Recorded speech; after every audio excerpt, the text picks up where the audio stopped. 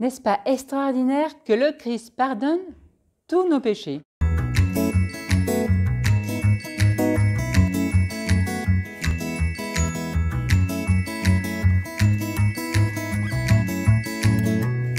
Bonjour à toutes et à tous. Je suis très heureuse de vous retrouver et en commençant cette nouvelle semaine, de méditer avec vous cet extrait de l'Évangile selon saint Luc. Un jour que Jésus enseignait, il y avait dans l'assistance des pharisiens et des docteurs de la loi, venus de tous les villages de Galilée et de Judée, ainsi que de Jérusalem. Et la puissance du Seigneur était à l'œuvre pour lui faire opérer des guérisons. Arrivent des gens portant sur une civière un homme qui était paralysé. Ils cherchaient à le faire entrer pour le placer devant Jésus.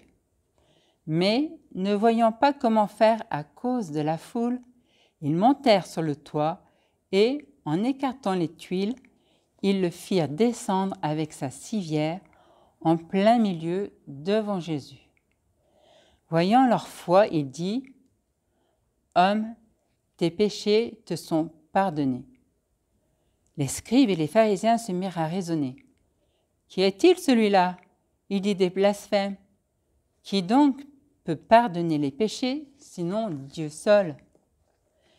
Mais Jésus, saisissant leurs pensées, leur répondit : « Pourquoi ces pensées dans vos cœurs ? Qu'est-ce qui est le plus facile ? Dire « tes péchés te sont pardonnés » ou dire « lève-toi et marche ». Eh bien, afin que vous sachiez que le Fils de l'homme a autorité sur la terre pour pardonner les péchés, Jésus s'adressa à celui qui était paralysé. « Je te le dis, lève-toi, prends ta civière et retourne dans ta maison. » À l'instant même, celui-ci se releva devant eux. Il prit ce qui lui servait de lit et s'en alla dans sa maison en rendant gloire à Dieu. Tous furent saisis de stupeur et ils rendaient gloire à Dieu. Remplis de crainte, ils disaient : « Nous avons vu des choses extraordinaires aujourd'hui. » Acclamons la parole de Dieu.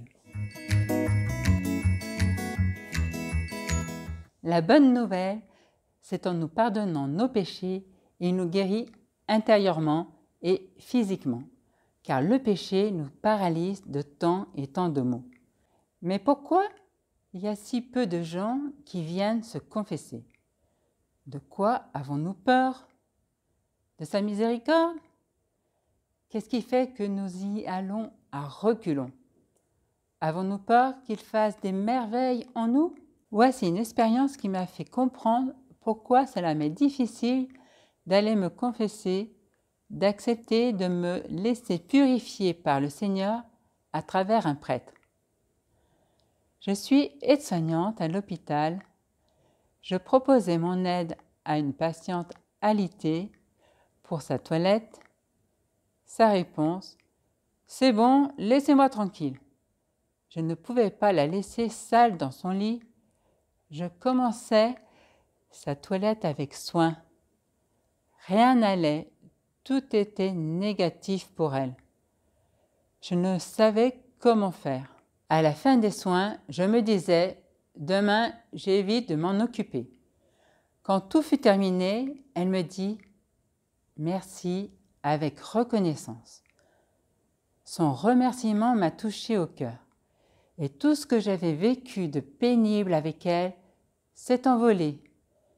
Son merci m'a aidé à revenir le lendemain en confiance. Pour la confession, je suis comme cette patiente.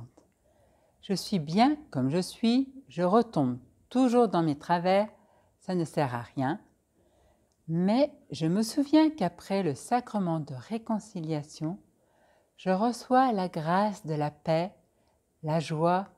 Je repars pleine d'espérance, de force et de l'amour du Christ. C'est extraordinaire la miséricorde du Seigneur. Pendant ce chemin de l'Avent, à la veille de la fête de Marie, demandons-lui la grâce de se laisser aimer par lui pour qu'il nous guérisse de nos péchés. Je vous salue Marie, pleine de grâce. Le Seigneur est avec vous. Vous êtes bénie entre toutes les femmes, et Jésus, le fruit de vos entrailles, est béni.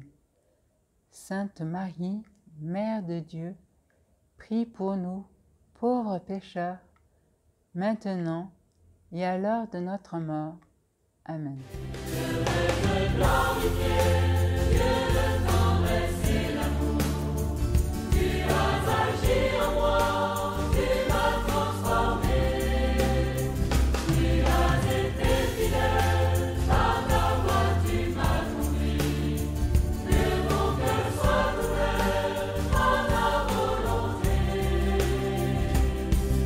Bonne journée à tous et à demain avec Sœur Anne-Fleur.